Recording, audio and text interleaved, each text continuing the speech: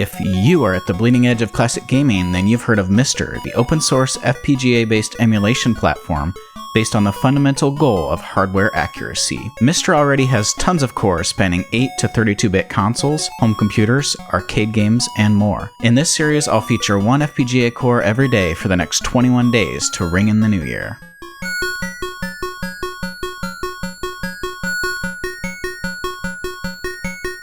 And for today's core in my MiSTer New Year's Core Countdown, we're going back to 1982 and the ColecoVision by Coleco Industries. The MiSTer core actually originates in an original core by Arnim Lager for the FPGA Arcade, which was later ported to MiST by Winifred Soltis and Gierko, I believe.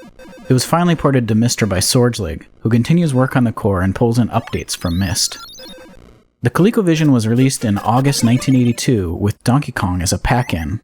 It shared a lot of graphics and sound hardware with Atari 8-bit computers, and had about 150 official releases, but that number was more than doubled by indie and homebrew releases since. The core also supports Super Game Module and Sega SG-1000 games. And you can play most games with a standard controller, but one problem the ColecoVision does pose is the number of buttons on its controller. I can generally get by with a regular controller for most games, but Coleco diehards like to pair the Japanese Super Famicom NTT datapad with a RAFnet USB adapter, because that will give you a controller with every button being mappable for the Coleco. I have to say, the Donkey Kong that this launched with is really impressive. It plays really nicely, it sounds good, and it looks good, and for 1982, this would have just blown away a lot of the competition, so I can see why the ColecoVision was popular.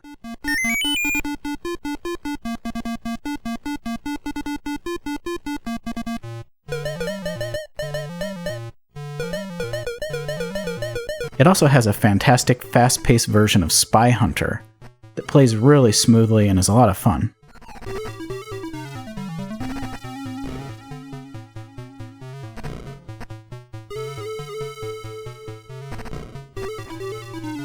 But as I mentioned before, one really impressive feature of the core is that it has Super Game Module support.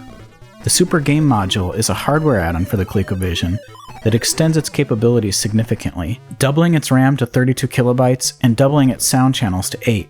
It kind of does for the Coleco what the 32X did for the Sega Genesis. The SGM is a $100 add-on but sells out quickly every time it goes for sale, which pushes the market prices to over $300. CollectorVision Games and Team Pixel Boy have released loads of new and upgraded SGM games, and when an SGM-enhanced version of a game is available, you should make that your go-to version unless you're some kind of masochist. They just play and sound a lot better by our modern standards. The original games they've released are really impressive. I was blown away by Mecha 8. It's a fast-paced, sort of Robo-Aleste looking shoot-'em-up that's actually a lot of fun, and it looks fantastic on my PVM.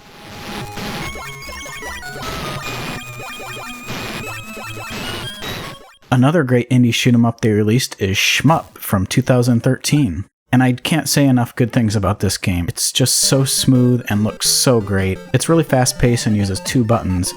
And the one mechanic of switching out your ships from side by side to one leading another actually makes it really interesting. The levels also switch into reverse sometimes, which is also kind of cool. Both Mecha 8 and Shmup are taking full advantage of the Super Game Module. Shigani is another SGM game. It's a sort of puzzle game where you have to collect gems and things, and it's strangely addictive.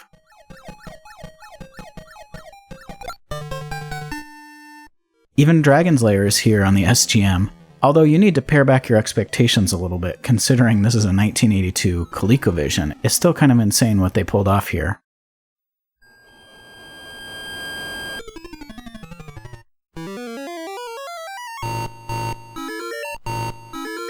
Juno First has the look of a Golden Age arcade game with the black background and the vector-like style.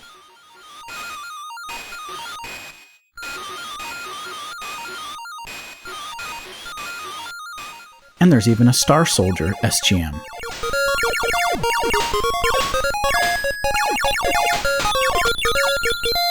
Super Pac-Man SGM is another great one, although I'm not really crazy about Super Pac, I'd rather be playing Ms. Pac.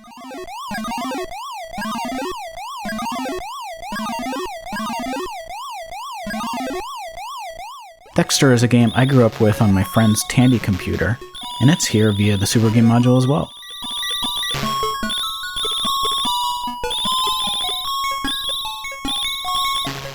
There's even a Twinbee SGM game, which is kinda cool, although your ship moves so slow that it's pretty hard to play.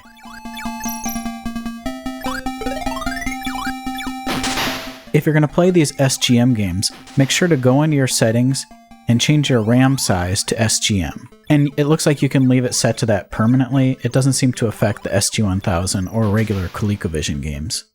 And as I said, this core also brings Sega SG-1000 support, so you can play games like Cabbage Patch Kids.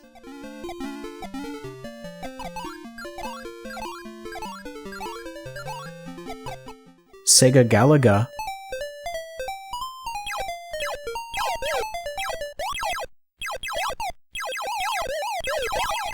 and the game that proves the SG-1000 is more interesting than people make it out to be, Goal Cave, a really fun shooter that seems to squeeze everything out of this hardware.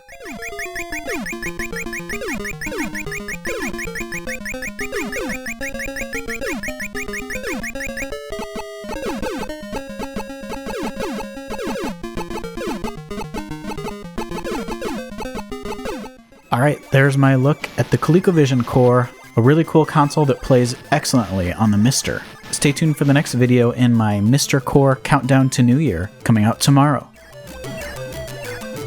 This video represents a snapshot of the core as it exists today, but by the time you're watching this in the future, it may have been improved or expanded with new features. Hit the subscribe button to be kept up to date with all the latest MiSTer happenings, and ring the bell to be notified when I go live for a stream. If you like the channel, consider supporting it. Patreon support at any level gets you an instant invite to the SmokeMonster Elite Discord and early access to my videos. Thank you so much for your support, I really appreciate it.